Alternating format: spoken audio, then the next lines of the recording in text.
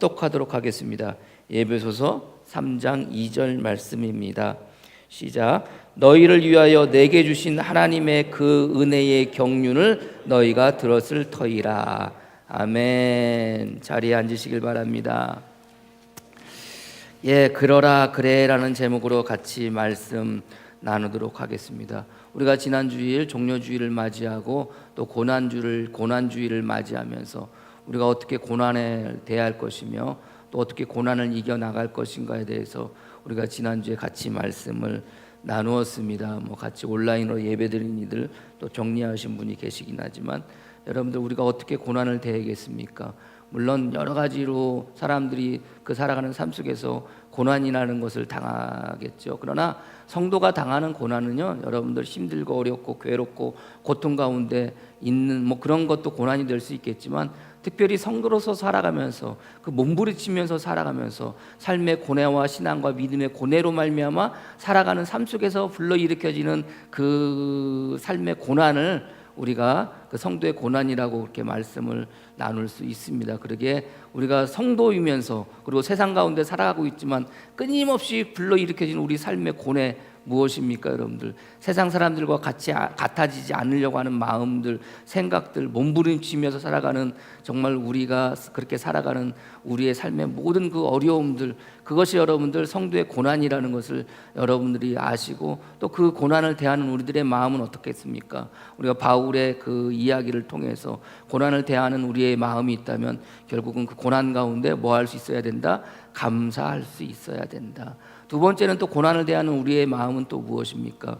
성경을 통해서 또 우리가 또 살아가는 그 신앙의 역사 속에서 가졌던 믿음의 선진들을 통해서 그들을 통해서 무엇을 배울 수가 있습니까? 그들이 대했던 고난, 그들이 겪었던 고난, 그리고 또 그들이 이겨냈던 그 고난의 모습을 통해서 우리가 그들을 통해서 무엇을 고난을 배울 수 있다.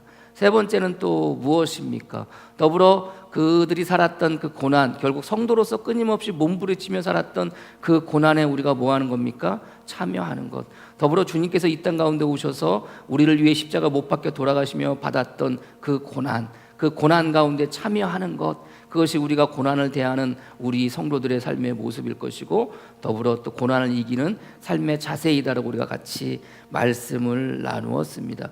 그러기에 여러분들 살아가는 삶 속에서 다른 고난 말고요, 여러분들이 성도이기 때문에 어쩔 수 없이 당하는 고난들, 성도이기 때문에 어쩔 수 없이 여러분들이 당하는 그 고통들, 내가 교인만 아니라면, 내가 교회만 안 다닌다면, 내가 예수만 안 믿었다면, 여러분들 하면서 불러일으켜지는 그런 감정들, 그런 생각들, 그런 행동들 있지 않습니까? 그것을 참아야 되고 그것을 내 마음 가운데 꾹꾹 억눌러야 되고 내 행동을 꾹꾹 억눌러야 되고, 이게 여러분들 어떻게 보면 우리가 이 땅 가운데 살아가면서 겪는, 또 성도로서 겪는 하나의 고난인 것을 여러분들이 아시고 그 고난을 여러분 삶 가운데 이겨나가설 수 있는 여러분이 되어지기를, 마침내 주님 앞에 참 성도로 설 수 있는 저와 여러분이 되어지기를 주님의 이름으로 간절히 축복합니다.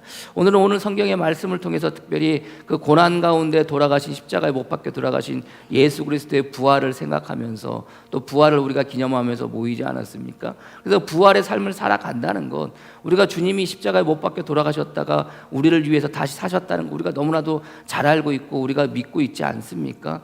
그럼에도 불구하고 주님이 사셨기 때문에 그 부활의 삶을 주님이 그렇게 사셨고 부활의 능력으로 주님이 사셨기 때문에 우리 또한 부활의 능력으로 살아가야 될 터인데 우리가 그러지 못하는 우리의 삶의 모습들을 보게 됩니다. 부활의 능력으로 살라고 하니까 죽음을 두려워하지 않고 죽음을 무서워하지 않고 살라는 말이 아니라 도대체 부활의 능력으로 부활의 삶을 살아가는 것이 어떤 것인가에 대해서 오늘 본문의 말씀을 통해서 같이 나누어 보고자 합니다. 특별히 바울은 오늘 성경의 시작이 무엇입니까? 너희를 위하여 내게 주신 하나님의 은혜, 그 은혜라고 이렇게 이야기하고 있습니다.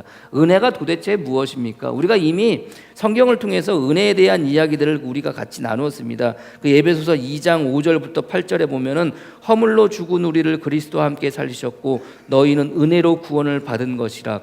또 함께 일으키사 그리스도 예수 안에서 함께 하늘에 앉히시사 이는 그리스도 예수 안에서 우리에게 자비하심으로써 그 은혜의 지극히 풍성함을 오는 여러 세대에 나타내게 하려 하심이라. 특별히 5절 말씀에 허물로 죽은 우리를 그리스도와 함께 살리셨다. 이게 주님께서 우리에게 베푸신 가장 큰 은혜입니다. 이게 은혜의 기본이고 은혜의 근간 아니겠습니까? 물론 우리가 은혜를 이야기할 때 이것을 이야기하고 있지만, 그러나 사람들이 살아가는 삶 속에서 느껴지는 그 하나님께서 나에게, 주님께서 우리에게 주시는 그 은혜에 대한 이야기들은, 생각들은, 경험들은 다 다른 것으로, 다른 말로 고백하고 표현하고 있습니다. 그래서 내가 은혜 받았다는 것, 내가 은혜 받았습니다, 주님 은혜 받았습니다, 뭐 이렇게 말할 때 여러분들 그 은혜의 내용들은 다 다릅니다. 물론 주님께서 우리를 위해 십자가에 못 박혀 돌아가시고 허물로 죽을 수밖에 없었던 우리들을 우리 주님께서 자비로우심으로 말미암아 우리를 살리신 그 은혜가 기본이긴 하지만, 그 기본 위에 여러분들 우리가 은혜를 이해할 때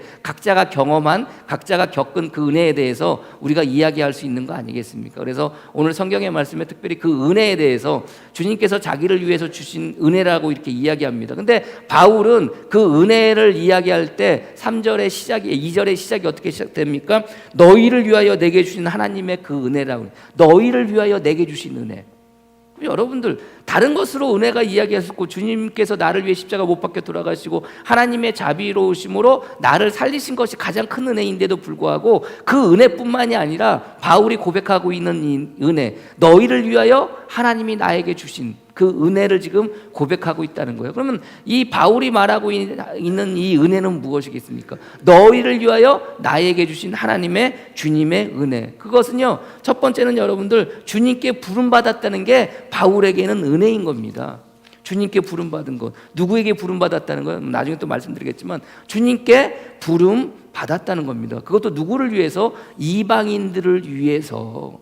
그게 부름받은 게 은혜라는 거예요. 너희를 위해서. 예배소 교회 가운데 있는 여러분들, 또 이방 교회 아닙니까? 사실 이방 땅에 있는, 헬라 땅에 있는 그 여러분들, 그 교회가 예배소 교회 가운데 여러분들 그곳에 있는 사람들, 특별히 그 교회 가운데는 어떤 사람들이 있다고 그랬어요? 유대인들이 있는가 하면, 혹은 또 이방인들이 있다고 그랬잖아요. 또 헬라 사람들이 있다고 그랬잖아요. 그 사람들이 섞여서 하니 서로 다른 그 문화와 사회적인 환경과 자라온 배경과 교육의 수준과 삶의 그 어떤 모든 것들 속에서 다른 사람들이 모여 사는 거 아니겠습니까? 특별히 여러분들 소망도 없었고 하나님의 약속 밖에 있었고 외인이었고 그랬던 이방인들이 여러분들 결국 어떻게 되는 거? 하나님의 은혜로 말미암아, 주님의 은혜로 말미암아 하나님의 약속 가운데 하나님의 가족으로, 하나님의 권속으로, 하나님의 자녀로 그렇게 여러분들 하나가 되어지는 것, 이 은혜가 누구에게 부어지는 겁니까? 이방인들에게 부어지는 거 아니에요. 근데 그 이방인들을 위해서 바울은 부름받았다고 그렇게 고백하고 있다는 겁니다. 그것이 이제 그 2장 그 앞절의 말씀들인데요, 바로 그겁니다. 바울에게 은혜가 있다면 무슨 은혜입니까? 이방인들을 위해서, 너희들을 위해서 부름받았다는 것, 그게 은혜라는 겁니다.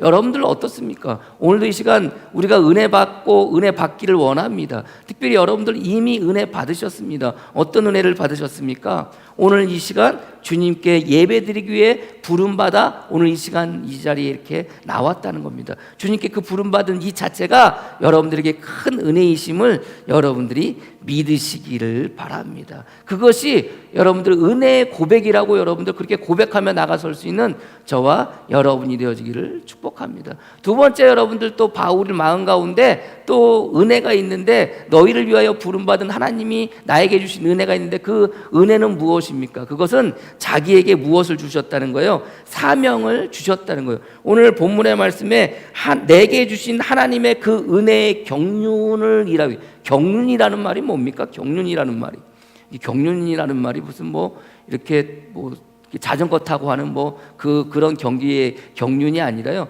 경륜이라는 게 무슨 경영이라는 말이 아니라요. 그 사전을 찾아보니까 경륜이라는 게 첫 번째가 일정한 포부를 가지고 일을 조직적으로 계획함, 또는 그 계획함, 또는 그 계획이나 포부. 두 번째는요, 세상을 다스림 또는 그런 능력. 결국 경륜이라는 게 뭐예요? 일정한 포부를 가지고 일을 조직적으로 계획하는 것. 하나님의 은혜의 경륜이라는 것은 하나님께서 너희를 위해서 나에게 주신 그 은혜로 말미암아 무엇을? 하나님의 계획하신과 하나님의 포부라는 거예요. 그러니까 하나님께서 우리에게 주신 그 은혜에 하나님의 계획하신과 하나님의 포부라는 겁니다. 그래서 이 경륜이라는 말이 다른 성경에, 신약의 성경에 어떤 단어로 사용이 되어졌는가 찾아보니까 이 경륜이란 말이 놀랍게도 여러분들 불의한 청지기의 내용을 여러분들 아십니까? 누가복음 16장에 보면 불의한 청지기에 대한 이야기가 나옵니다. 주인이 다른 곳으로 갔습니다. 그래서 여러분들 그 농장을, 그 모든 것을 여러분들 한 청지기에게 맡겨놓고 갔는데, 아니 안타깝게도 여러분들 이 청지기가 안 좋게 불의한 일을 행하는 것을 이 주인이 듣습니다. 그게 누가복음 16장 1절 말씀이거든요. 어떤 부자에게 청지기가 있는데 그가 주인의 소유를 낭비한다는 말을 그 주인에게 들린지라. 주인에게 들렸다는 거예요. 아니 모든 것을 그 청지기에게 맡겨놓고 갔는데 그 청지기가 주인의 돈을 마음대로 쓰는 거예요. 그래서 주인이 돌아와가지고 여러분들 이 청지기를 어떻게 하겠습니까? 해고시켜버리는 겁니다. 잘라버리는 겁니다. 너 그만둬. 너 청지기를 그만둬. 나에게서 떠나가. 너는 더 이상 그 일을 하지 못해. 이렇게 여러분들 그 청지기를 해고하는 거 당연하지 않습니까, 여러분들? 그 주인의 것을, 주인의 돈을 여러분들 함부로 사용했으니까 당연히 잘라야겠죠. 이 잘린 이 청지기가 어떤 생각을 합니까? 이제 나가서 나 뭐 하나, 나 뭐 먹고 사나, 나 어떻게 사나, 내가 뭘 하려고 하는데 부끄럽기도 하고 할 방법이 없구나, 이런 생각을 해요. 그러다 골똘히 생각하다가 생각한 게 뭐냐면은 이 주인에게 빚진 자들을 자기 집으로 초대를 합니다.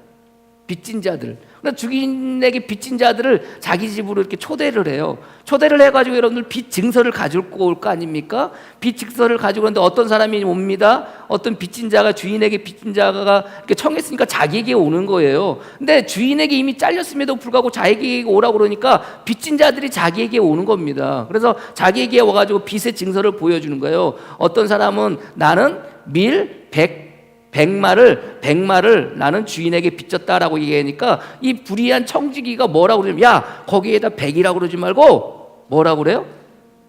50이라고 하라는 거예요. 50이라고. 아니 밀 100마를 80이라고 쓰라는 거예요. 80말만 빚졌다는 거예요. 또 어떤 사람이 또 옵니다. 기름 100을 이렇게 그 빚진 자가 왔는데요. 그 사람한테는 기름 50만 이렇게 빚졌다고 적으라는 겁니다. 그게 뭡니까, 여러분들? 우리말로는 차용 증서의 내용을 바꾸라는 거예요. 허위로 기재하는 겁니다. 1,000만 원을 빌렸다면은 500만 원을 빌렸다고 여러분들 그것을 바꾸라는 거예요. 그걸 누가 시키는 겁니까? 불의한 청지기가 시키는 거예요. 자기 주인에게 잘린 불의한 청지기가 사람들을 불러 모아가지고 불의한 자기를 자른 그 주인에게 빚진 자들을 불러 모아가지고 그 차용 증서에다가 거짓말로 그것을 고쳐가지고 쓰라는 겁니다. 근데 놀랍게도 여러분들 그 일이 누구에게 들어가요? 주인의 귀에 들어가요. 근데 주인이 뭐라고 그러냐면은 그 불의한 청지기에게 뭐라고 그러냐면요. 그 불의한 청지기에게 뭐라고 그러냐면은, 야 네가 잘하였도다, 그렇게 이야기하는 겁니다. 네가 잘하였도다. 여러분들 불의하게 했는데 여러분들 그 일이 어떻게 잘한 일이 되겠습니까? 그렇잖아요. 근데 그 당시에 그런 배경을 알면은요, 이게 사실 그 지주인데 어떤 지주? 부재지주라고 그러거든요. 이 사람은 그 땅을 맡겨놓고 다른 곳에서 사는 겁니다. 다른 곳으로 갔거나. 그러다 보니까 여러분들 그 땅을 관리하는 사람이 사실은 굉장히 착복하는 일이 많았다고 그래요. 그 땅을 관리하는 사람이 주인 몰래 사람들에게서 여러분들 착복하는데, 땅을 관리하니까 땅을 여러분들 관리하면서 또 무슨 일을 하냐면은 주인이 가지고 있는 돈을 가지고 어떻게 보면은 이자놀이 하는 겁니다. 돈을 빌려주고 그런 일을 하는 겁니다. 이 청지기가. 그런데 땅을 빌려줄 때도 그렇고 돈을 빌려줄 때도 그렇고 거기에서 여러분들 불러 일으켜지는 돈들을 이 청지기가 여러분들 착복해가지고 썼던 거예요. 그래서 여러분들 주인의 돈을 함부로 썼다고 주인이 들렸다고 이렇게 이야기하고 있잖아요. 근데 여러분들 그도 그럴 것이, 그런 상황 속에서 여러분들 그렇게 그 땅을 빌려서 농사를 짓는 사람이라든가 혹은 그 청지기에게서 돈을 빌리는 사람들은 누구에 대해서 안 좋은 감정을 가지고 있냐면은 주인에 대해서 안 좋은 감정을 가지고 있는 거예요. 그 땅을 가지고 있는 주인, 다른 곳에 부재지주라고 그러거든요. 다른 곳에 살고 있는 그 땅 주인에 대해서 안 좋은 생각들을 가지고 있는 거예요. 그런데 놀랍게도 이 불의한 청지기가 그 주인에게 빚졌던 것들을 가지고 와서 그 차용 증서를 다 고쳐주는 거 아닙니까? 그렇잖아요. 기름 100마리인데 50이라고 적으라고 그러고, 뭐 밀 100석인데 뭐 80이라고 적으라고 그러고, 그걸 가지고 누구한테 가는 거예요? 주인한테 가서 그 빚을 갚으라는 거냐? 빚을 갚으라는 거잖아요. 근데 여러분들 그게 어떻게 여러분들 참되고 여러분들 그게 어떻게 칭찬받을 일이겠습니까? 그렇잖아요. 칭찬받을 일이 아님에도 불구하고 주인은 그 불의했던 그 청지기를 향해서 네가 참 잘하였다 이렇게 이야기를 합니다. 뭐 그거에 대해서 이야기하는 게 아니라 제가 그 말씀 가운데 이 경륜이라는 단어가 나옵니다. 경륜이라는 단어가 나오게 되는데요. 이 경륜이라는 단어가 어디에서 나오냐면은 특별히 자기가 이제 일하다가 잘리는 거 아닙니까? 그 주인에게서 일하다가 잘리는 거 아닙니까? 3절 말씀에 누가복음 16장 3절 말씀 그 2절 특별히 2절 말씀에 주인이 그를 불러 이르되 내가 내게 대하여 들은 이 말이 어찌 됨이냐 내가 보던 일을 생마라 청지기 직무를 계속하지 못하리라. 잘르죠. 근데 무엇을 세마라는 거예요? 네가 보던 일을 세마라는 거예요. 네가 보던 일을. 여기서 보던 일이라는 게 경륜이라는 말과 동일한 단어이고 동일한 말입니다. 3절 말씀에도 청지기가 속으로 이르되 주인이 내 직분을 빼앗으니 내가 무엇을 할까 땅을 파자니 힘이 없고 벌어먹자니 부끄럽구나. 아니 사람을 부리면서 일을 했는데 잘려가지고 여러분들 일하려고 하니까 얼마나 부끄럽겠습니까? 얼마나 힘들겠습니까? 그러면서 그가 하는 고백이 뭡니까? 주인이 나에게 맡겨준 그 직분이라는 단어가 어떤 단어냐면은 경륜이라는 단어입니다. 3절 말씀에도 그렇고 4절 말씀에도 그렇고 내가 할 일을 알았도다. 어떻게 하면 직분을 빼앗아간 후에 사람들이 자기 집으로 영접하리라 하고, 여기서 말하는 직분을 빼앗겼다는 이 직분이라는 단어가 뭐 어떤 단어냐면은 경륜이라는 똑같은 단어입니다. 그럼 여러분들 생각해 보세요. 하나님 계획의 경륜이라는 것은 하나님 그 계획이 경륜이라는 게 뭐예요? 하나님께서 어떤 큰 일을 이루시고자 하는 계획과 포부라고 그랬잖아요. 근데 이 하나님의 계획과 포부가 다른 성경에서 다른 누가복음에서 어떤 단어로요? 직분이라는 단어로 쓰여졌다는 거예요. 결국 뭡니까 여러분들? 저와 여러분들에게 맡겨진 이 직분이라는 것은 결국 뭐예요? 하나님의 경륜이라는 거예요. 하나님의 경륜은 뭐예요? 하나님께서 어떤 일을 이루고자 하시는 그 계획과 포부. 여러분들에게 맡겨진 직분은 결국 뭡니까? 하나님께서 하나님의 일을 하시고자 그 계획과 그 포부를 위해서 누구를? 저와 여러분들 불러서 무엇으로? 직분을 더하여 주셔가지고 이 땅 가운데 보내어 주셨다는 겁니다. 바울은 지금 그 이야기를 하고 있는 거예요. 하나님 너희를 위하여 하나님이 나에게 주신 하나님의 은혜의 경륜이라는 것은 결국 뭡니까? 너희를 위하여 하나님께서 나에게 주신 뭐라는 거예요? 직분이라는 거예요. 직분. 그래서 우리들 마음 가운데 내가 가지고 있는 직분에 대해서 생각할 때 그 직분은 뭡니까? 하나님께서 자기의 일을, 당신의 일을 하시기 위해 계획하신 위대하신 계획이고 위대하신 포부인 것을 여러분들이 믿으시기를 바랍니다. 여러분들이 교회 안에서 여러분들 직분을 가지고 계십니까? 여러분들은 무엇을 가지고 있는 거예요? 하나님의 계획을 가지고 계시는 거예요. 하나님의 포부를 가지고 계시는 거예요. 믿으십니까? 그 마음을 가지고 살아가시는 저와 여러분이 되어지기를 주님의 이름으로 간절히 축복합니다. 그래서 바울은 그거에 대해서 그렇게 이야기해요. 직분이라는 거예요. 골로새서 1장 25절 말씀에도 내가 교회의 일꾼 된 것은 하나님이 너희를 위하여 내게 주신 직분을 따라 하나님의 말씀을 이루려 함이니라. 무엇을 따라? 하나님 너희를 위하여 내게 주신 직분을 따라. 직분을 따른다는 게 단순히 나에게 맡겨진 어떤 직책, 어떤 일을 해야 될 그 직분이 아니라 무엇? 하나님이 하시고자 하는 그 위대한 계획과 포부를 따라 하나님의 말을 이루려 함이라. 이렇게 고백하고 있다는 거예요. 더불어 이 경륜이라는 단어는 하는 일, 보던 일, 주인을 위해서 하던 일, 또 하나님을 위해서 위대한 계획이나 포부가 경륜이라는 단어 혹은 직분이라는 단어로 쓰여지기도 했지만 다른 한 곳에서는 무엇으로 쓰여지냐면 고린도전서 9장 17절 말씀에 내가 내 자의로 이것을 행하면 상을 얻으려니와 내가 자의로 아니한다 할지라도 나는 사명을 받았노라. 여기서 어떤 단어가 직분이라는 단어, 어떤 단어가 경륜이라는 단어일까요? 사명이라는 단어가 경륜이라는 단어예요. 사명이라는 단어가 보던 일이라는 단어예요. 사명이라는 단어가 직분이라는 단어예요. 결국 하나님께서 저와 여러분들에게 무엇을 주셨어요? 직분을 주셨어요. 그리고 직분으로 말미암아 뭘 하시는 거예요? 일을 하게 하는 거예요. 그 일을 하는 것, 어떤 일을 하는 거예요? 여러분들의 일을 하는 게 아니에요. 하나님의 위대하신 계획, 하나님의 위대하신 그 일을 이루기 위해서 하시는 그 포부, 그것이 곧 뭐라는 거예요? 사명이라는 거예요. 그것을 위해서 여러분들에게 일을 주셨다는 거예요. 여러분들이 신앙생활 하시면서 여러분들이 성도로서 여러분들이 주신 직분으로 말미암아 여러분들이 이 땅 가운데 주신 그 일을 행하는 것은 곧 무엇을 행하는 겁니까? 하나님의 일을 행하는 겁니다. 하나님의 사명을 이 땅 가운데 행하면서 살아가는 겁니다.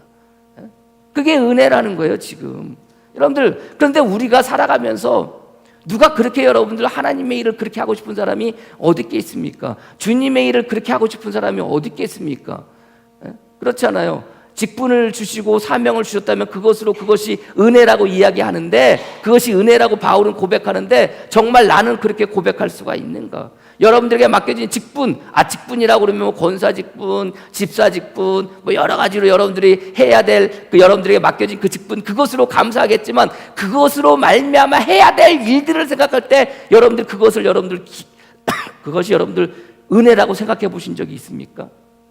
근데 여러분들, 바울은 뭐라는 거예요? 그게 은혜라는 거예요. 하나님의 경륜, 하나님의 사명, 하나님의 직분, 하나님 주인을 위해서 보던 일, 그게 뭐라는 거예요? 그게 은혜라는 거예요. 여러분들이 신앙생활하면서 교회 안에서 여러분들이 해야 될 하나님의 사명이 무엇입니까? 여러분들이 교회를 위해서 하는 일들, 그것이 뭐예요? 여러분들에게 은혜가 되는 거예요. 여러분들이 성도로서 여러분들 교회 안에서도 그렇고 여러분들이 직장 안에서 해야 될 일이 있다면 그게 뭐인 거예요? 그게 은혜인 거예요. 여러분들이 가족을 위해서 가정에서 하는 일이 있다면 그게 뭐인 거예요? 일이 아니에요, 여러분들. 그게 뭐예요? 은혜인 거예요. 여러분들이 살아가면서 여러분들 이웃을 위해서, 하나님의 일을 위해서, 하나님의 나라를 위해서 여러분들이 하는 일이 있다면 그게 뭐예요? 그게 일인 거예요. 아니에요. 일이 아닌 거예요. 뭐예요? 은혜인 거예요. 믿으십니까? 그렇다면 여러분들 마음 가운데 여러분들이 성도로 살아가면서 여러분들에게 주어진 일들이 무엇입니까? 여러분들에게 주어진 은혜가 무엇입니까? 우리가 이 교회 작지만 여러분들 어떻게 보면 우리가 여러분들 맡겨진 하나님의 은혜가 무엇입니까? 우리가 이 교회를 위해서 주일마다 한 달에 한 번씩 돌아오면서 여러분들 청소하는 것, 이게 일이에요? 이게 여러분들에게 맡겨진 직분이고 사명이라면 이게 뭐가 되는 거예요? 은혜가 되는 거예요. 죄송합니다. 이제 우리가 종교시설 여러분들 밥 먹는 게 이제 풀려가지고 밥 먹어도 된다고 그러잖아요. 근데 몇몇 목사님들 얘기하는데 이거 어떻게 밥을 먹어야 되나 말아야 되나 고민하기도 하고요. 2년여 기간 동안 여러분들 식당 교회에서 밥하지 않았잖아요. 어떤 교회는 요자금을 못 참고 지방 교회 하나는요, 그 식당을 여러분들 도서관으로 꾸몄어요. 지지난주에. 이제 밥 먹을 일이 없다고 생각을 했던 거예요. 근데 그게 풀린 거잖아요. 밥 먹을 일이 없는데 밥 먹자고, 우리 밥하자고 그러면 여러분들 어떤 생각이 드나요? 하나님이 나에게 주신 은혜구나. 내가 열심히 밥해야지. 여러분들 그런 생각 드시나요? 천만의 말씀 만만의 콩떡. 어떤 생각이 들어요? 밥을 해야 되나? 이런 생각 안 들겠습니까, 여러분들? 여러분들 밥 짓는 것을, 이 교회를 위해서, 우리 성도들 위해서 밥하는 것을 여러분들 은혜라고 생각해 본 적 있으세요? 하나님이 나에게 주신, 우리 모두를 위해서 나에게 주신 하나님의 그 은혜라고 생각해 본 적이 있어요? 없잖아요. 싫은 것처럼 생각하고, 힘든 것처럼 생각하고, 어려운 것처럼 생각하고, 그런 거 아니겠습니까? 우리들의 모습 아니에요. 그러나 바울은 분명히 고백하기를 뭡니까? 나에게 주신 하나님의 은혜의 경륜, 은혜라는 거예요. 은혜의 사명이라는 거예요. 은혜 뭐라는 거예요? 직분이라는 거예요. 여러분들에게 주신 하나님의 일이 무엇입니까? 그것을 내가 해서 힘들고 어렵고 귀찮고 이런 게 아니라 그 하나님의 일 자체가 여러분들에게 주신 하나님의 큰 은혜임을 믿으시기를 바랍니다. 어떤 일이든지 간에 그것이 나에게 주신 하나님의 은혜임을 믿고 그 은혜를 이 땅 가운데 이룰 수 있는 그 일들을 통해서 하나님의 은혜를 보여주고 하나님의 은혜를 나타낼 수 있는 저와 여러분이 되어지기를 주님의 이름으로 간절히 축원합니다. 이게 바울의 고백인 거예요. 자기가 받은 하나님께 받은 그 하나님의 은혜에 대한 고백이라는 거예요. 근데 중요한 것은 우리가 은혜 받았다고 이야기할 때는 어떤 생각이 듭니까, 여러분들? 주님께서 나에게 은혜를 베푸셨어. 내가 힘들고 어려울 때 주님께서 나에게 은혜를 베푸셨어. 그런 생각을 그렇게 고백하면요, 여러분들, 내가 힘들고 어려울 때 그 모든 것들이 다 사라지고 내 삶 가운데 그 모든 것들이 다 사라지고 편안한 가운데 있게 해주신 것이 하나님께서 나에게 해주신 은혜라고 고백할 때가 너무나도 많이 있다는 거예요. 바울이 지금 그 하나님의 은혜로 말미암아 하나님이 자에게 맡겨주신 일, 자에게 맡겨주신 그 직분, 자기에게 맡겨주신 그 사명으로 말미암아 살아가는데 그게 은혜라고 고백하는데 그 은혜로 말미암아 그 삶 가운데 불러일으키는 마지막의 결과는 뭐예요? 오늘 성경에 뭐라고 이야기하고 있습니까? 1절 말씀에 감옥에 갇힌 자라는 거예요. 아니, 하나님께서 자에게 주신 일, 사명, 그 일을 여러분들 행하면은 어떤 일들이 그 삶 가운데 일어나야 돼요? 좋은 일들만 일어나야 되잖아요. 풍성한 일들만 일어나야 되잖아요. 걱정, 근심, 염려 다 사라지고 마음 가운데 계획하고 하나님의 원대한 계획과 포부를 이루는 일이니 얼마나 여러분들 좋겠습니까? 그런 일들만 그 삶 가운데 일어나야 되는데 그 삶의 마지막의 모습은 결국 뭐예요? 감옥에 갇힌 거예요. 근데 여러분들, 그거조차도 바울은 뭐라는 거예요? 오늘 1절 말씀에 갇힌 자 된 바울이 말하거니와 너희를 위하여 내게 주신 하나님의 그 은혜의 경륜을 너희가 들었을 터이라. 은혜의 경륜을 너희가 들었을 터이라. 제가 여러분들 지난주에 말씀 나눌 때 뭘 들었다는 거예요? 지금 예배소 교인들이 바울이 감옥에 갇혀 있는 것을 들었다는 거 아니에요? 갇혀 있는 것을 들어서 그것으로 말미암아 걱정, 근심, 염려 가운데 있는 자들이 있는가 하면 또 그것을 또 오해해서 듣는 자들이 있다고 그랬잖아요. 그래서 그것을 마음 가운데 생각하고 바울이 굳이 3장 1절부터 13절까지 말씀을 집어넣지 않아도 되는데 그냥 14절로 넘어가는데 그 말씀, 그 사람들을 그 이야기를 듣고 여러분들 1절부터 13절까지 말씀을 첨부했다고 말씀을 드렸잖아요. 지난주에 온라인으로 예배 들으신 분은 다 알죠, 여러분들. 들었잖아요. 그러니까 어떻게 보면은 바울이 지금 이야기하는 건 하나님의 은혜의 경륜을 너희가 들었다고 이야기하는 이 은혜의 경륜은 결국 뭡니까? 바울이 감옥에 갇혀 있다는 거예요. 그럼 뭡니까, 여러분들? 결국 바울의 고백은 뭡니까? 내가 감옥에 갇혀 있는 것도 뭐라는 거예요? 하나님의 은혜라는 거예요. 하나님의 일을 하는데, 하나님의 사명을 감당하는데 좋은 일만 일어나야 되고 좋은 일만 그 삶 가운데 일어나야 되는데 그렇지 못하고 삶의 결과가 결국 감옥에 갇힌 건데 너희들 그거 들었잖아. 그러나 그것이 뭐라는 거예요? 하나님의 은혜라는 거예요. 저와 여러분들 삶 속에서 그렇게 고백하며 살아갈 수 있는 저와 여러분이 되어지기를 주님의 이름으로 간절히 축원합니다. 더불어 그러게서 바울은요, 항상 그 삶 가운데 자기가 힘들고 어려운 일들 겪는 것들을 대해서 뭐라고 고백합니까? 그 모든 것들이 은혜라는 겁니다. 바울이 여러분들 주님의 말씀을 감당하고 그 사명을 감당함에 있어서 주님의 일을, 그 직분을 감당하면서 그가 여러분들 겪었던 일들이 무엇입니까? 고린도후서 11장 23절 이하에 이렇게 이야기합니다. 그들이 그들의 일꾼이나 정신없는 말을 하거니와 나는 더욱 그러하도다. 내가 수고를 넘치도록 하고 옥에 갇히기도 하고 더 많이 하고 매도 수없이 맞고 여러 번 죽을 뻔하였으니 유대인들에게 40에 하나 감한 매를 5번 맞았으며 3번 태장으로 맞고 1번 들로 맞고 3번 파산하고 일주야를 깊은 바다에 지냈으며 여러 번 여행하면서 강의 위험과 강도의 위험과 동족의 위험과 이방인의 위험과 시내의 위험과 광야의 위험과 바다의 위험과 거짓 형제 중에 위험을 당하고 또 애쓰고하며 애쓰고 여러 번 자지 못하고 줄이며 목마르고 여러 번 굶고 춥고 헐벗었노라. 아니, 이게 주님의 일을 감당하고 주님의 사명을 감당하고 주님의 직분을 감당한 삶의 모습 아닙니까? 근데 여러분들, 누가 이렇게 살고 싶겠습니까? 근데 바울은 이거조차도 뭐라는 거예요? 하나님의 은혜라는 거예요. 하나님을 위해서, 너희를 위해서 하나님께서 내게 주신 그 하나님의 은혜의 경륜으로 말미암아 일어나는 모든 것들은 뭐라는 거예요? 하나님의 은혜라는 거예요. 여러분들이 하나님의 일을 함에 있어서, 여러분들이 하나님의 사명을 감당함에 있어서 행여 여러분 삶 가운데 불러일으켜지는 어려움이 있습니까? 그것을 여러분들 은혜로 고백할 수 있는 저와 여러분이 되어지기를 주님의 이름으로 간절히 축원합니다. 그럼 바울은 어떻게 그렇게 고백할 수가 있었겠습니까? 어떻게 그렇게 고백할 수가 있어요? 마지막 순간까지 여러분들 지금 감옥에 갇힌 것조차도 하나님의 은혜의 경륜이라고 고백할 수가 있겠어요.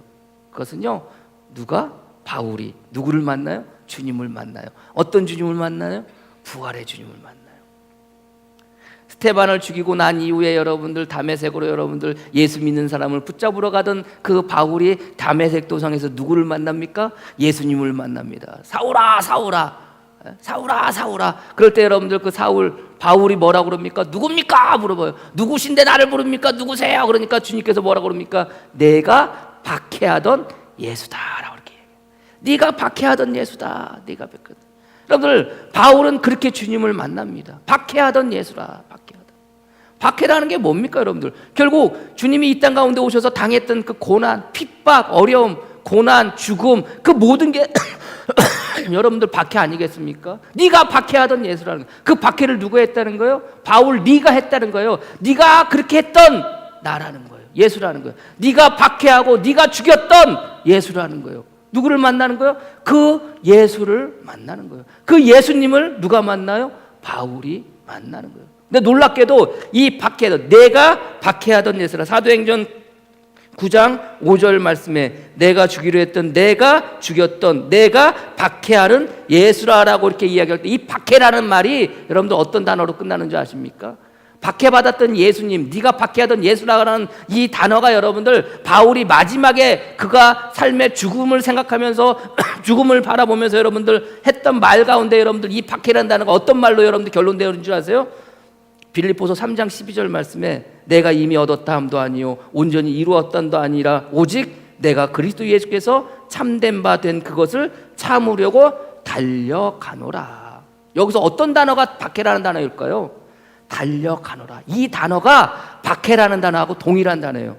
빌립보서 3장 14절 말씀에 표대를 향하여 그리스도 예수 안에서 하나님을 위하여 부르심의 상을 위하여 달려가노라. 여기서 달려가란다는 말이, 이 말이 박해라는 단어예요. 내가 박해하는 예수라 라고 말할 때 이 박해한다는 말이 달려간다는 말이에요. 바울이 자기의 죽음을 앞두고 이제 나 죽는구나 라고 하면서 자기의 삶을 돌이켜보면서 표대를 향하여 그리스도 예수에서 하나님의 위하여 부르심의 상을 위하여 달려갔노라 라고 이 고백하는 이 달려갔노라가 박해라는 단어예요. 결국 뭡니까? 하나님을 위해서, 이방인을 위해서 부르심을 받아 그 은혜의 경륜을 따라 살아갔는데 그것이 삶의 박해였고 핍박이었고 고난이었는데 마지막 순간에 뭐라는 거예요? 부름의 상을 달려가는 다른 길이라는 거예요. 그게 바울의 고백 아닙니까? 왜요? 누구를 만났기에? 네가 박해하던 예수, 그 예수를 만났기에, 네가 박해에서 죽였던 그 예수를 만났기에. 그렇다면 여러분들 부활의 삶을 살아가려고 한다면, 그 부활의 주님을 만나고 부활의 삶을 살아가려고 한다면 우리는 어떻게 살아가야 되겠어요? 우리 삶에 불러일으키는 모든 고난 속에서 그것을 무엇으로 생각하고? 은혜로 생각하고 살아가는 겁니다. 내 삶 가운데 불러일으키는 모든 고난 속에서 그 고난을 무엇으로? 하나님께서 나에게 주신 은혜로 생각하면서 살아가는 겁니다. 그것이 부활의 예수 그리스도를 만난 부활의 삶을 살아가는 성도인 것을 여러분들이 믿으시기를 바랍니다. 바울은요, 그 살아가는 삶 속에서 이미 예수님을 만남을 통해서 그가 이미 주님 안에서 죽었다는 것을 고백합니다. 로마서 6장 8절 말씀에 만일 우리가 그리스도와 함께 죽었으면 또한 그와 함께 살 줄을 믿노라. 자기가 박해했던 예수 그리스도, 자기가 죽이려고 했던 그 예수 그리스도를 만남을 통해서, 그 십자가에 못 박혀 돌아가신 예수님을 만남을 통해서 나는 죽었고 이제 살아나신 그 예수로 말미암아 내가 사노라라고 고백하는 것이 바울의 고백인 것을 여러분들이 믿으시기를 바랍니다. 바울은 로마서 7장 6절 말씀에 또 이렇게 이야기합니다. 물론 율법에 대한 이야기이기도 하지만 이제는 우리가 얽매였던 것에 대하여 죽었으므로 이렇게 얘기합니다. 율법뿐만이 아니라 자기를 힘들게 하고 자기를 어렵게 하고 자기를 얽매였던 것들로부터 뭐 했다는 거예요? 죽었다는 거예요. 이게 바울의 고백입니다. 결국 부활의 주님을 만났다는 것은, 부활의 주님의 그 삶으로 살아간다는 것은 결국 죽었던 내가 다시금 살아간다는 거예요. 그리스도와 함께 십자가 못 박혀 돌아 죽고 그리스도와 함께 다시 살아가는 거예요. 이게 부활의 삶을 살아가는 거예요. 특별히 우리를 얽매였던 것들로부터 우리가 죽었고 이제는 예수 그리스도로 말미암아 살아간다는 거예요. 여러분들 얽매였던 일들이 무엇입니까? 그 여러분들 얽매였던 그 일들 앞에서 여러분들은 이미 죽었음을 여러분들이 믿으시기를 바랍니다. 그리고 예수 그리스도 십자가에 못 박혀 돌아가시고 다시 사셔서 부활의 삶을 살아가시듯 우리는 이제 저와 여러분들을, 나를 얽매였던 그 삶의 모든 것들로부터 우리가 살아나 지금 살고 있음을 여러분들이 믿으시기를 바랍니다. 디모데후서 2장 10절 11절 바울은 이렇게 이야기합니다. 그러므로 내가 택함 받은 자를 위하여 모든 것을 참음은 그들도 그리스도 예수 안에 있는 구원을 영원한 영광과 함께 받게 하려 함이라. 미쁘다 이 말이요, 우리가 주와 함께 죽었으면 또한 함께 살 것이요. 우리를 힘들게 하고 우리를 어렵게 하고 결국 우리를 죽게 하고 우리를 얽매였던 모든 것들로부터 우리는 그 앞에서 이미 죽었음을 여러분들이 믿으시기를 바랍니다. 우리를 죽게 했던 일들이 무엇입니까? 에베소서 2장 1절 같이 읽겠습니다. 에베소서 2장 1절 같이 읽습니다. 시작. 그는 허물과 죄로 죽었던 너희를 뭐 하셨도다? 살리셨도다. 우리는 허물 앞에서 우리는 죽었습니다. 우리는 죄 앞에서 우리는 이미 죽었습니다. 그러나 누가 살리셨습니다? 우리 주님께서 저와 여러분들을 살리셨습니다. 그게 부활의 삶입니다. 그렇다면 허물과 죄로 죽었던 우리가 그 앞에서 우리가 다시 살아난다면, 우리에게 더 있어서 우리를 얽매였던 걸로부터 우리가 살아났다면 그 허물과 죄는 저와 여러분들을 다시금 죽게 한다는 거예요. 살게 한다는 거예요. 그 앞에 서게 됐을 때 여러분들 어떻습니까? 그 앞에 다시 죽습니까? 아니에요. 이제 더 이상 허물과 죄는 우리에게 더 이상 우리를 죽게 하는 것이 안 된다는 거예요. 이야기는 뭡니까? 더 이상 허물과 죄가 우리들이 그 앞에 섰을 때 우리가 반응하지 않는다는 거예요. 코로나에 확진 걸려보니까요, 그런 생각이 들어요. 제가 확진 되고 난 다음에 드는 생각, 첫 번째 드는 생각이 뭔지 아세요? 내가 가장 먼저 걸릴 걸. 우리 교인들 중에서 가장 먼저 내가 걸릴 걸, 그 생각이었어요. 아니 차라리 안 걸렸으면 그렇게 지나가야 되잖아요. 근데 걸리고 나 보니까 내가 가장 먼저 걸릴 걸. 그러면 여러분들 걸려본 사람은 알아요. 가장 먼저 걸려보니까 여러분들 코로나가 이제 무서워요? 두려워요? 또 걸릴까 봐 무서울까요? 또 걸릴까 봐 두려울까요? 아니에요. 걸려보니까, 겪어보니까 내가 가장 먼저 걸려볼 걸, 내가 가장 먼저 걸리게 해달라고 기도할 걸. 차라리 내가 가장 먼저 걸렸으면, 내가 겪었으면 더 이상 그게 나에게 문제가 되지 않는 거잖아요. 우리 교인들 가운데 누가 코로나 걸렸다고 하면 어떻게 했겠습니까? 그저 전화해가지고 집사님 코로나 걸리셨어요? 집에서 자가격리 잘 하시고요, 그리고 계세요. 교회 나오시면 안 돼요. 광고도 그렇게 막 문자 그렇게 보냈지만 그럼 그런 마음이었던 거 아니에요. 근데 여러분들, 내가 가장 먼저 걸렸다면 어떤 생각 들겠어요? 누가 코로나 걸렸다고 그러면 어떤 생각이 들겠어요? 찾아가겠죠. 왜요? 더 이상 나한테 문제가 안 되니까. 적어도 앞으로 2-3개월 동안은 나 코로나 걸릴 일이 없으니까, 더 이상 내가 문제가 될 일이 없으니까. 그런 생각 안 들겠습니까? 그래서 그런 생각이 들어요. 차라리 내가 제일 먼저 걸렸으면, 목사인 내가 제일 먼저 걸렸으면, 그 생각이 들어요. 그 다음에 두 번째 드는 생각이 뭐예요? 아까 말씀드렸지만 한번 걸려보니까요, 더 이상 코로나가 문제가 되지 않는 거예요. 우리 집 식구가 여러분들 5식구인데, 여러분들 처음에 저하고 집사람하고 확진되고 난 다음에 여러분들 3일 뒤에 예건이하고 예인이가 확진됐어요. 집사람하고 저하고 확진됐을 때 저 골방에 집사람하고 저하고 들어가가지고 거기서 생활했어요. 이틀 동안. 우리가 목요일날 했으니까 목, 금, 토 이틀 동안 거기 들어가서 생활했어요. 집사람 뭐 할 때만 잠깐 나갔다고요. 마스크 쓰고 나갈 때만 마스크 쓰고 있었어요. 애들은 물론 자기 각 방에 있었지만, 그러다가 여러분들 누가 걸려요? 예건이하고 예인이가 확진이 되어져요. 그럼 여러분들 집 5사람 중에 4사람이 확진되어졌어요. 4사람은요 자유로워요. 집 안에서는 적어도. 우리는 마스크도 안 쓰고 다녔어요. 처음에 마스크 안 쓰고 다녔어요. 그냥 우리 막 다녔어요. 이제는 누가 문제가 되는 거예요? 수아가 문제가 되는 거예요. 코로나에 안 걸린 수아가 문제가 되는 거예요. 막 마스크도 안 쓰고 막 거실에 있고 막 그냥 화장실도 가고 막 그러니까 수아가 화가 나가지고 왜 마스크 안 쓰냐고, 자기 왜 마스크 안 쓰고 내가 코로나 걸리면 어떡할 거냐고 그래요. 그러면서 하는 얘기가 뭐는 줄 아세요? 코로나 안 걸린 게 죄냐고 그래요. 막 화를 내면서 엄마한테 막 화를 내면서 코로나 안 걸린 게 죄야 그래요. 코로나 안 걸린 게 죄입니까? 물론 죄가 아니죠. 근데 여러분들 다 코로나 걸려가지고 더 이상 코로나가 문제가 되지 않는 사람들 앞에서 코로나 안 걸린 게 여러분들 본인 스스로가 죄냐고 그렇게 항변을 하는 거예요. 허물과 죄 앞에서 죽었던 우리가 또다시 허물과 죄 앞에서 죽으면은 여러분들 그게 뭐가 되는 거예요?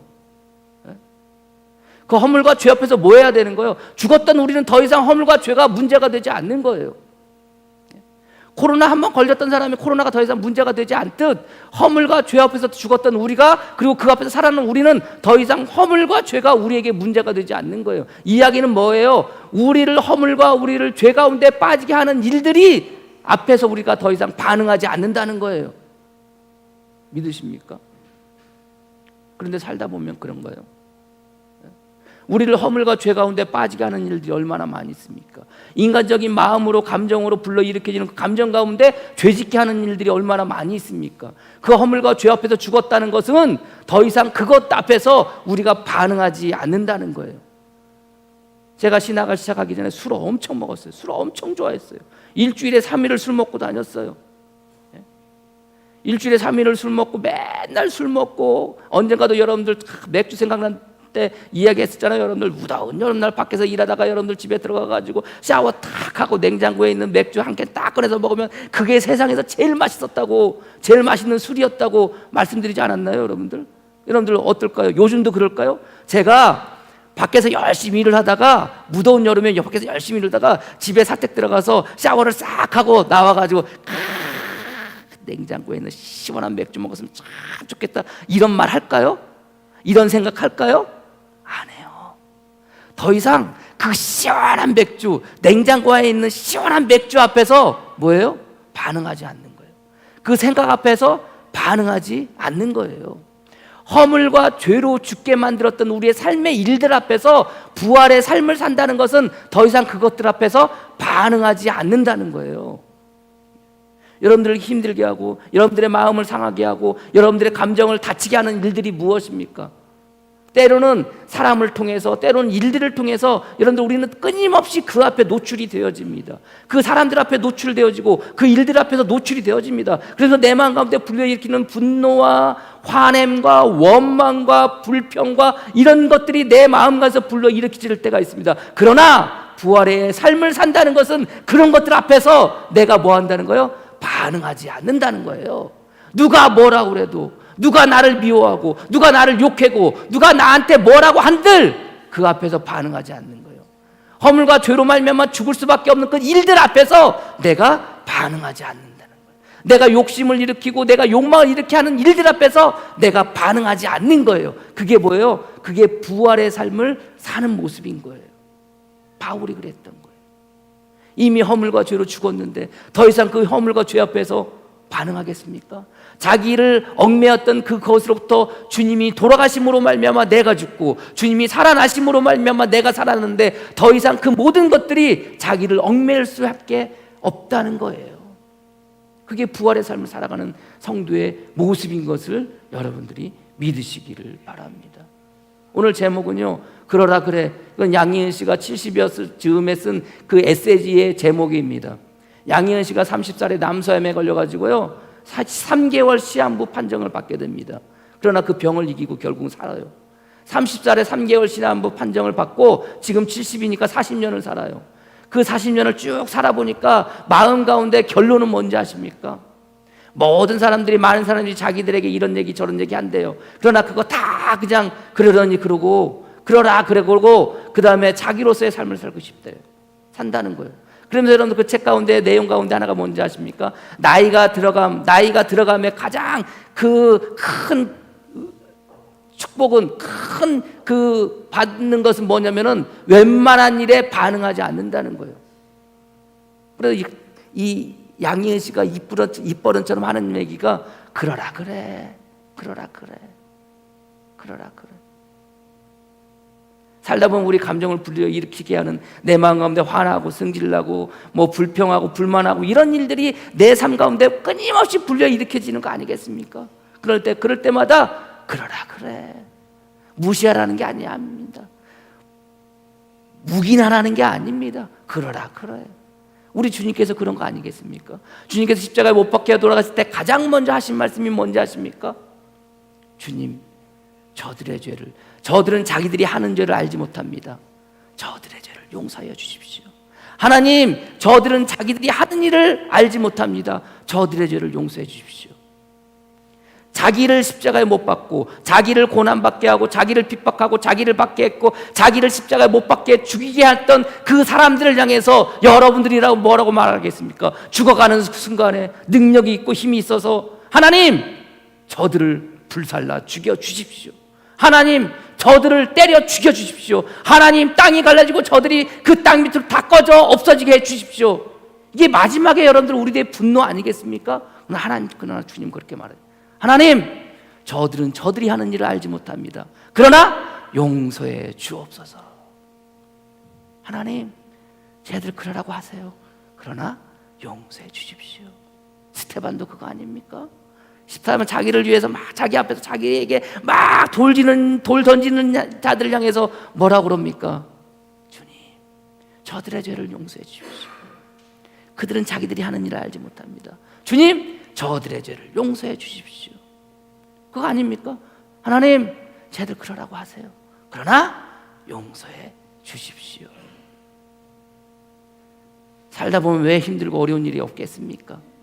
불러일으켜지는, 들려지는 이야기들 속에 내 감정이 상하기도 하고 내 마음이 상하기도 하고 내 기분이 상하기도 하고 그것 때문에 힘들고 어렵고 그렇겠지만, 그러나 그 앞에서 이미 우리는 죽었지 않습니까?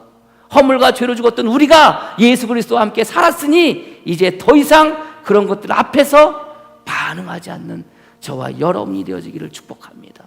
그러라 그래, 누가 뭐라면 그러라고 그래, 그러나 용서해 주옵소서. 여러분 한번 생각해 보세요. 여러분들에게 힘들게 하는 일들이 무엇입니까? 한번 생각해 보세요. 여러분들을 힘들게 하고 여러분들을 어렵게 하는 일들이 무엇입니까?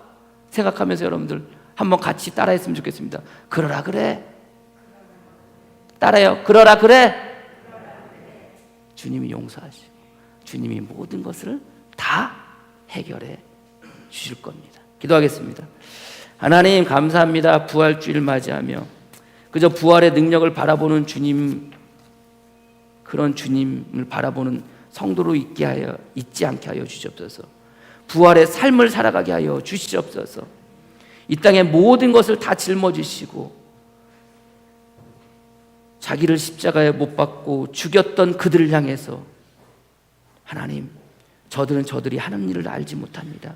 그러나 용서해 주옵소서라고 고백했던, 그렇게 부활의 삶을 살았던 그 주님처럼 살아가는 삶 속에 힘들고 어렵지만 고난 가운데 있었지만 고통 가운데 있었지만 그 모든 것들 속에서 주님과 같이 죽고 주님과 함께 살았기에 그 주님의 부활의 삶을 살았던 바울처럼 우리를 힘들게 하고 우리를 어렵게 하고 우리를 안타깝게 하는 모든 삶들 앞에서 더 이상 우리가 허물과 죄로 말미암아 죽지 않게 하여 주시고 그것에 아버지 반응하지 않게 하여 주시고 주님의 은혜로 말미암아 더 이상 죄짓지 않고 살아가는, 그렇게 부활의 삶을 살아가는 복된 성도들 되어지게 주님 축복하여 주시옵소서.